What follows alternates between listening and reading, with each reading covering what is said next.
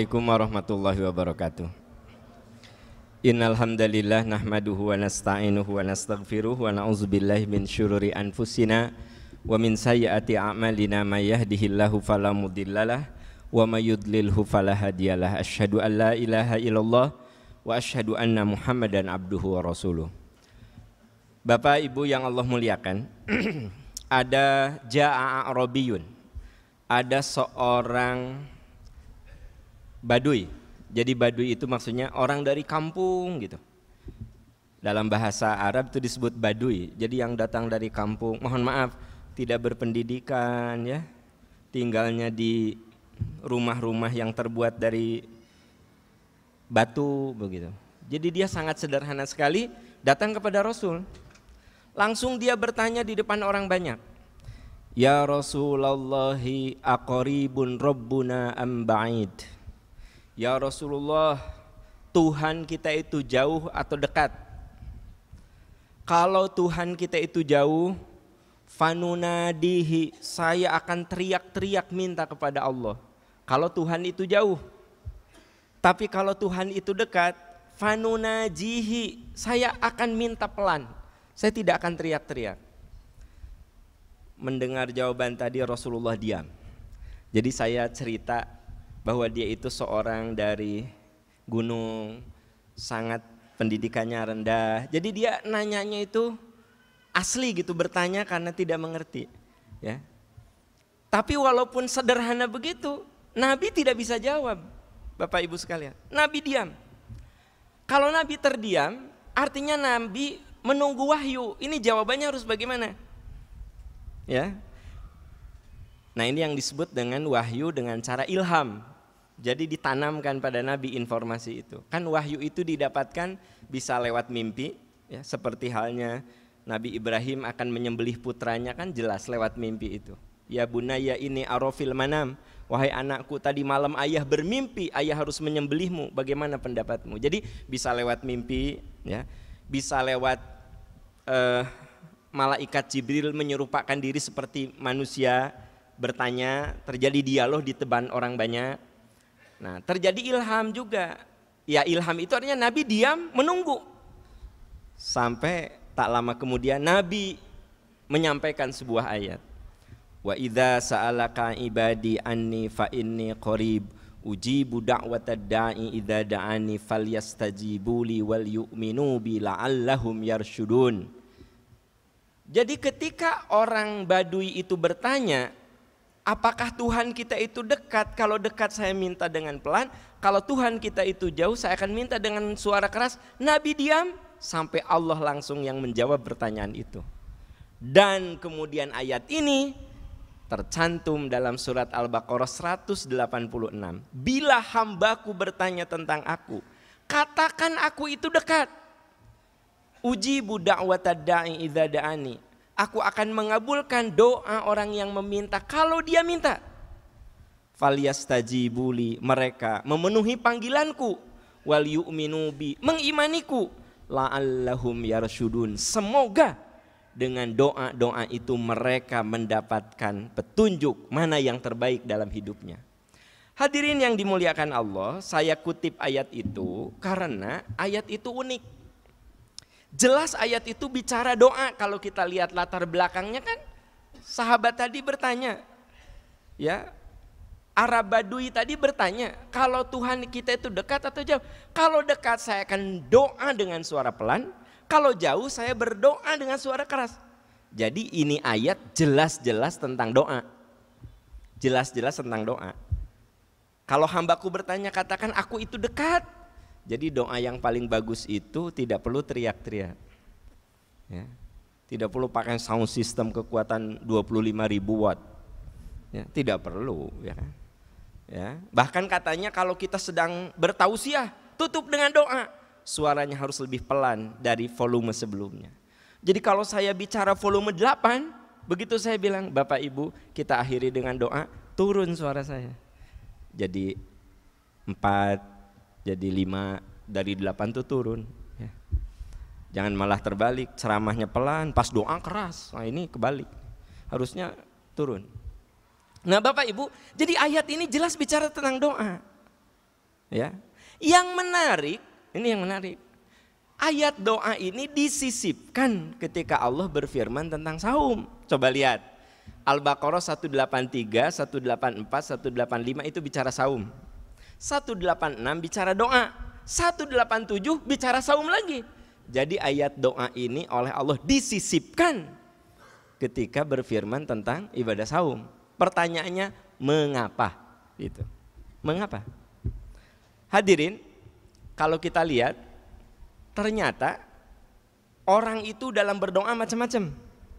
Pertama, ada yang berdoa kalau susah. Begitu susah dia berdoa. Kalau lagi tidak susah dia tidak berdoa. Ada juga orang yang berdoa kalau dia itu jadi ada yang berdoa karena susah, ya. Ada yang berdoa karena mood. Jadi kalau lagi mood berdoa, kalau nggak mood mah nggak. Itu namanya moody, orang yang doanya tuh kalau mood.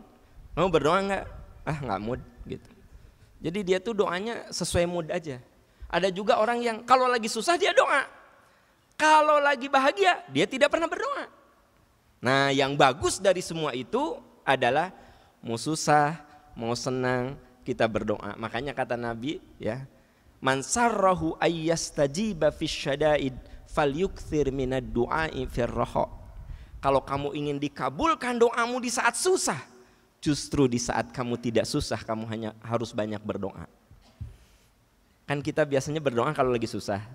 Nah, anak-anak mau ujian kemarin, banyak ibu-ibu yang nggak pernah tahajud, yang nggak pernah saum Senin Kamis, doa, ya Allah semoga anak saya lulus segala macam. Jadi ketika susah dia berdoa. Padahal kata Nabi, kalau bagusnya ketika kamu tidak susah kamu berdoa. Ya Allah, ini jauh dari ujian nih, dari ujian nasional, jauh nih, ya.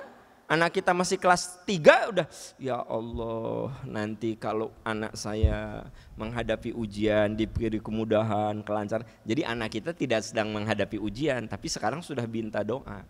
Nah itu katanya yang bagus gitu. Ketika suami ibu soleh harus berdoa, ya Allah semoga suami saya semakin soleh, semakin baik. Nah biasanya ibu-ibu berdoa ketika suaminya bermasalah. Gitu, bermasalah baru berdoa. Waktu soleh tidak pernah berdoa, ya kan gitu. Bapak ge sama, istri bermasalah baru berdoa. Ketika istri masih soleh sih tidak pernah berdoa. Jadi justru kata Nabi, siapa yang doanya ingin dikabulkan di saat susah, perbanyaklah doa di saat senang. Bapak Ibu yang Allah muliakan, tadi ada satu pertanyaan, mengapa ayat doa Allah sisipkan ketika saum? Karena makin bersih jasad kita, makin bersih pikiran kita, makin bersih kolbu kita, doa kita lebih mustajab. Bukankah orang yang saum itu dibersihkan fisiknya dari yang haram? Kita semua yakinlah sudah memakan makanan yang halal, tapi tanpa sepengetahuan kita boleh jadi ada yang haram masuk ke tubuh kita, jadi darah daging kita.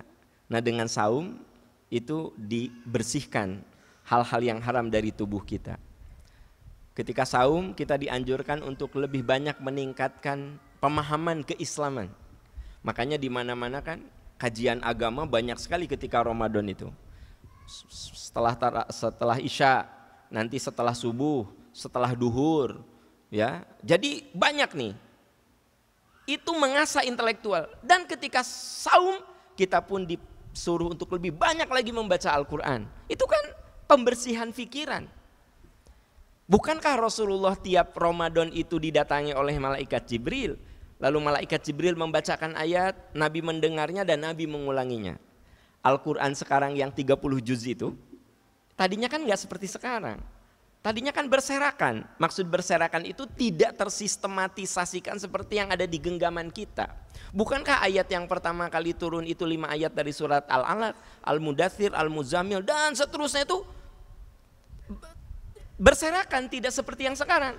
3 tahun sebelum Rasulullah wafat, malaikat Jibril turun tiap Ramadan dan mensistematisasikan surat pertama Al-Fatihah, Al-Baqarah, Ali Imran, An-Nisa, ya, Al-Maidah, Al-An'am, Al-A'raf sampai terakhir An-Nas. Itu bukan ide Rasul, itu bimbingan malaikat Jibril. Itu sebabnya ya ketika kita membaca Al-Fatihah Bismillahirrahmanirrahim ayat nomor 1 itu bukan ide Rasul. Emang diberi nama Al-Fatihah itu Bismillah merupakan bagian dari Al-Fatihah. Tapi Bismillah di Al-Baqarah, Al-Imran, An-Nisa kan tidak pakai nomor 1 karena itu hanya pembatas saja. Yang ingin saya tegaskan di sini bahwa sistematika Quran yang ada di genggaman kita sekarang ini bukan ide Rasul. Itu dibimbing, Nabi dibimbing gitu loh. Kapan? Di bulan Ramadan. Jadi di bulan Ramadan itu dianjurkan banyak membaca Al-Quran, banyak belajar Islam, lebih ditingkatkan lagi supaya tazkiyatul akal, pikiran kita lebih jernih, jasad kita lebih bersih. Terus apa? Kolbu kita lebih diasah juga. Ketika jasad kita bersih dari yang haram, akal kita bersih dari pikiran buruk, hati kita bersih dari dosa dan maksiat. Karena Bapak Ibu, saum itu juga pelebur dosa dan maksiat. Nabi mengatakan marhaban bil mutahhir, selamat datang kepada yang mensucikan. Sahabat bertanya, ya Rasulullah mal mutahhir, siapa yang mensucikan itu? Kata Nabi, syahru ramadhana yutahhiruna minadh dhunubi wal ma'asi. Bulan Ramadan itu pensuci, pembersih dari dosa dan maksiat. Maka saum itu tazkiyatul jasad, fisik, tazkiyatul akal, membersihkan pikiran kita, dan tazkiyatul qalbu, tazkiyatul qalbi, membersihkan hati. Ketika jasad, akal dan hati bersih, berdoa lebih mustajab. Bahasa populernya doa yang bisa menggetarkan arsy. Jadi kalau orang rajin berdoa tetapi dalam dirinya ada yang haram, itu agak susah dikabulkan juga. Ini merujuk kepada hadis riwayat Imam Muslim bab sedekah. Ada orang yang berdoa yamuddu yadayhi ila sama. Orang itu berdoa mengangkat tangannya ke langit. Apa kata Nabi? Orang ini berdoa sudah bagus, tapi sayang mat'amuhu haram wa masyrabuhu haram wa ghudhiya bil haram fa anna yustajabu lahu. Makanan, minuman, pakaian dan tempat tinggalnya masih didapat dari cara yang haram. Bagaimana Allah akan mengabulkan doanya? Jadi hadirin, salah satu yang menyebabkan doa kita susah dikabulkan adalah ada hal-hal yang haram dalam diri kita. Nah, saum itu membersihkan yang haram dari diri kita. Makanya kenapa ayat doa disisipkan oleh Allah ketika berbicara tentang saum, untuk menggambarkan bahwa saum itu memang salah satu cara membersihkan jasad, membersihkan akal, membersihkan hati. Dengan begitu kualitas doa kita lebih bagus. Dan kita kudu yakin semua doa pasti dikabulkan. Hanya masalahnya pengabulan itu tergantung yang Allah kehendaki. Ada 3 kemungkinan. Ada doa yang cash, delay, deposit. Doa yang cash, sekarang berdoa, tak lama kita merasakan hasilnya. Ada adik kita yang berdoa minta jodoh waktu tarawih. Waktu duha ada yang melamar, duhur menikah, cash. Itu cash. Ya. Itu contoh yang paling gampang kan pernikahan gitu kan. Gitu. Ada orang yang dia terlilit hutang, Pak. Iya. Kata istrinya, ayah kita harus bayar sekarang nih. Suaminya udah bingung dari mana ya. Ke koperasi udah nggak mungkin dikasih lagi. Pinjam koperasi.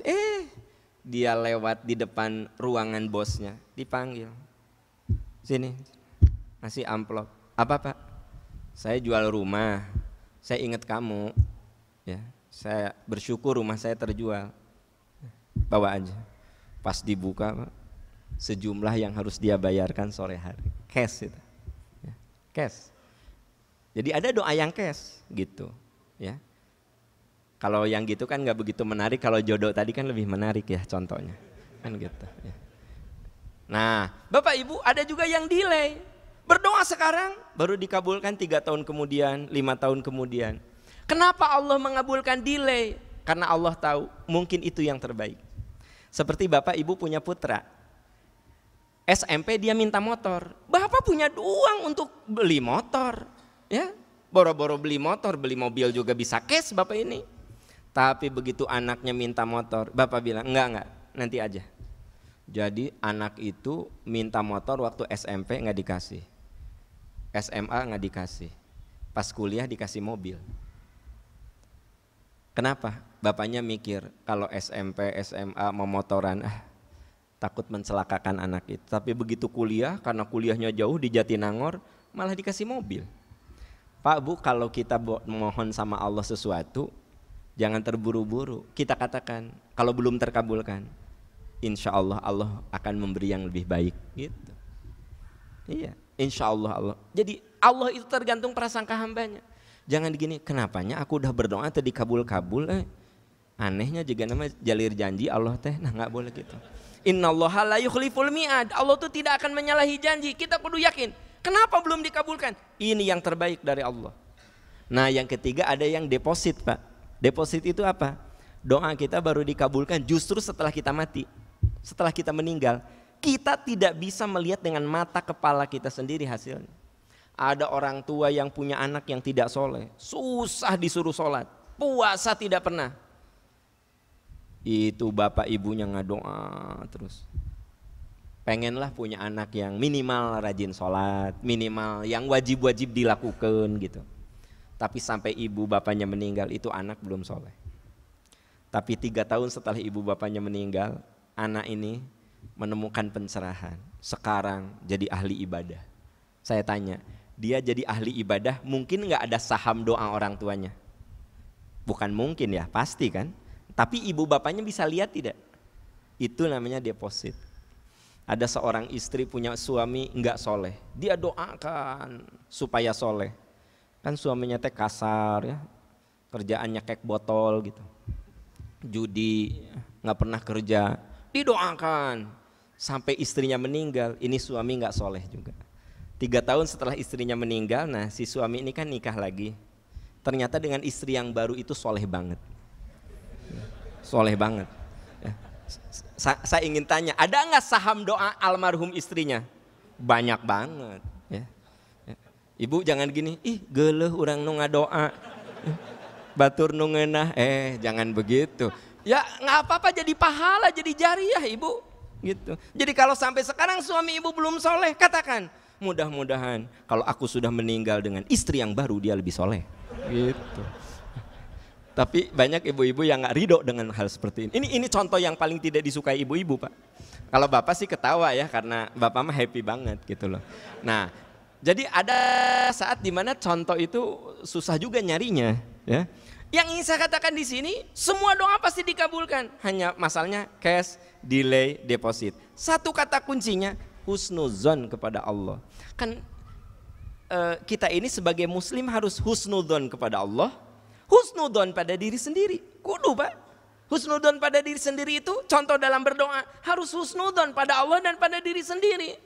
Idza sal kata Nabi, ya ayuhan nas, ud'ullaha wa antum muqinuna bil ijabah, fa innallaha la yastajibu min qalbin lahin. Wahai manusia, kalau kamu berdoa kepada Allah, kamu harus yakin doamu dikabulkan. Husnudon sama Allah. Dan kamu harus yakin bahwa kamu layak untuk dikabulkan. Harus husnudon, Pak. Pak udah berdoa belum? Udah, dikabul. Teuingnya juga nama moal. Pak udah berdoa belum? Udah, dikabulkan. Insya Allah. Tapi kan belum kelihatan hasilnya. Ada doa yang delay deposit. Jawab gitu. Kan udah ada ilmunya tadi, ada delay deposit. Ya. Tapi ada juga yang cash. Jadi kalau sekarang sudah berdoa tapi belum terkabulkan, husnuzon sama Allah, husnuzon pada diri sendiri. Ya, jadi tidak boleh kita suudon pada kayaknya doa aku nggak akan dikabul. Kata Nabi nggak boleh gitu. Kamu harus yakin doamu wa antum muqinuna bil ijabah, kata Rasul. Kamu harus yakin doamu itu dikabulkan. Ya. Dan itu bukan hanya doa, termasuk taubat. Taubat juga Pak, Bu. Kita tuh kudu yakin taubat kita diterima. Asal kita menunjukkan kesungguh-sungguhan. Bukankah di surat Az-Zumar ayat 59 Allah berfirman, ayat 53 berfirman, Qul ya ibadiyalladzina asrafu ala anfusihim la taqnatu mir rahmatillah innallaha yaghfirudz dzunuba jami'a innahu huwal ghafurur rahim. Katakan pada hamba-hambaku yang pernah terjerumus dosa, jangan kamu putus asa dari ampunan Allah. Allah ampuni dosa-dosamu seluruhnya. Allah itu Maha Pengampun, Maha Penyayang. Jadi ini memberikan kabar gembira, kita tuh harus husnuzon sama Allah, husnuzon pada diri kita sendiri, husnuzon sama orang lain. Nah ini ada kaitan dengan kekuatan doa kita. Karena doa itu akan dikabulkan ketika pikiran kita bersih, husnuzon sama Allah. Pikiran kita bersih, husnuzon kepada sesama manusia. Maka diharapkan dengan cara begitu, doa-doa kita lebih terkabulkan. Inilah di antara mukjizat doa ya yang dijelaskan di surat Al-Baqarah 186. Saya sengaja bahas ini karena biasanya kalau di bulan Ramadan selalu ayat yang dikutip itu yang 183, ya ayyuhalladzina amanu kutiba alaikumusiyam. Hanya sampai di situ. Sementara ayat 186-nya wa idza sa'alaka ibadi suka terlupakan. Padahal itu disisipkan ketika berbicara tentang saum. Dan Nabi pernah ditanya, ya Rasulullah ayu du'ai asma. Ya Rasulullah, kapan doa yang paling bagus? Kata Nabi, da'watus shaimi hatta yuftira. Doanya orang yang berpuasa hingga dia berbuka. Jadi ketika kita saum Pak, ba'da duhur. Jadi kan gini, doa yang paling mustajab itu ketika saum, kemudian fi duburi sholawatil maktubah, di setiap akhir sholat yang 5 waktu.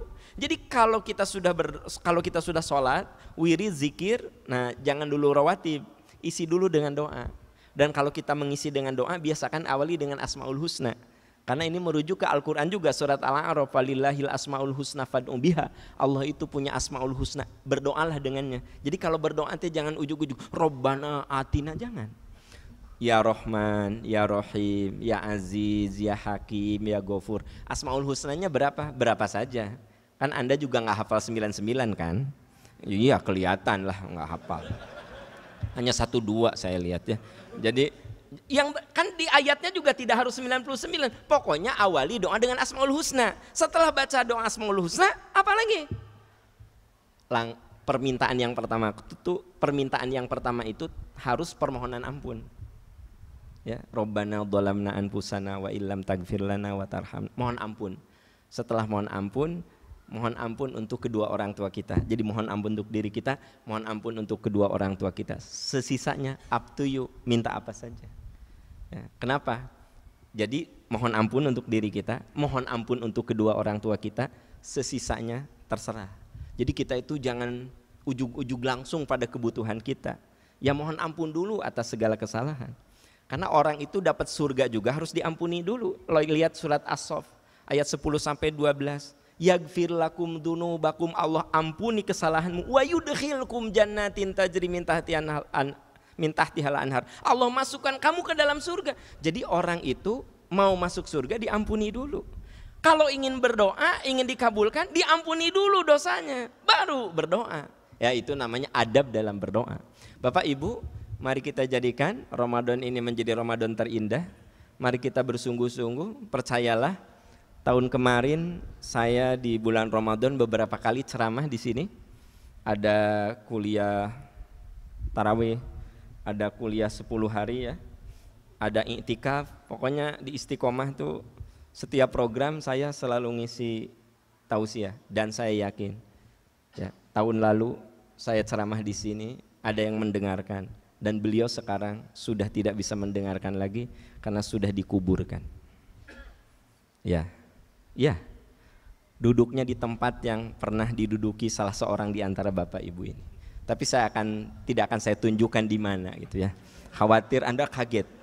Tapi percayalah ke saya, ada orang yang pernah duduk di salah satu sudut bagian masjid ini.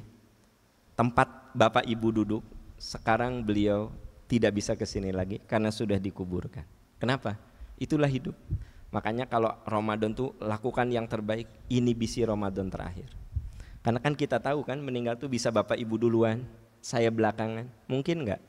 Mungkin banget. Atau malah saya duluan, ya enggak? Menyolatkan ibu bapak.